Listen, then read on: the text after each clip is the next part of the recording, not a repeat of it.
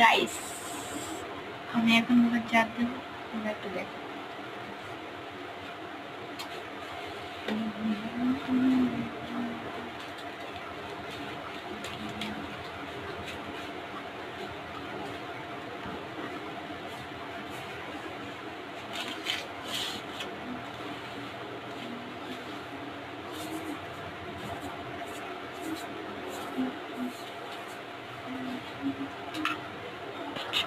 দেখো গাইস, ইনি হচ্ছে আমার ঠাম্মা।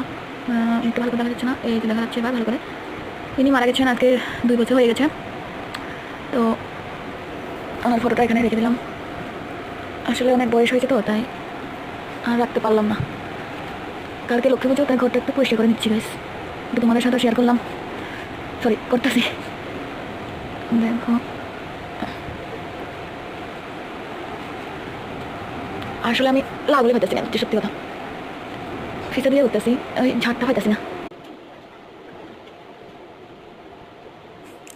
তো ভাবলাম একটু বিছানাটাও গুছাইতেছে, আমি কাপড় চোপড় কিছুটা ধুয়ে নেব, কারণ লক্ষ্মী পূজা তো কালকে। তো সব কিছু পরিষ্কার করাটা খুবই দরকার, মা লক্ষ্মী আসবে সবার ঘরে ঘরে,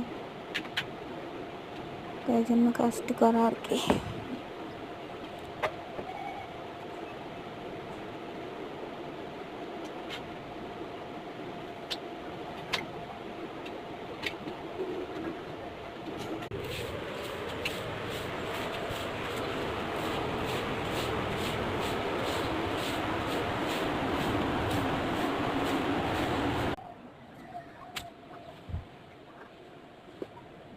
গাইস, এগুলো এবার কাছাকাছি করবো, একটু দিয়ে নেবো। এইটা হচ্ছে আমাদের ঠাকুর ঘর। দেখো, এখানে আছে শিব ঠাকুর, এখানে আছে বাবা লোকনাথ, মা লক্ষ্মী, মা সরস্বতী, সবাই আছে। তারপর শ্রী শ্রী অনুকূল ঠাকুর। আমাদের হাঁস খেতে পারে, এখনকার জানা।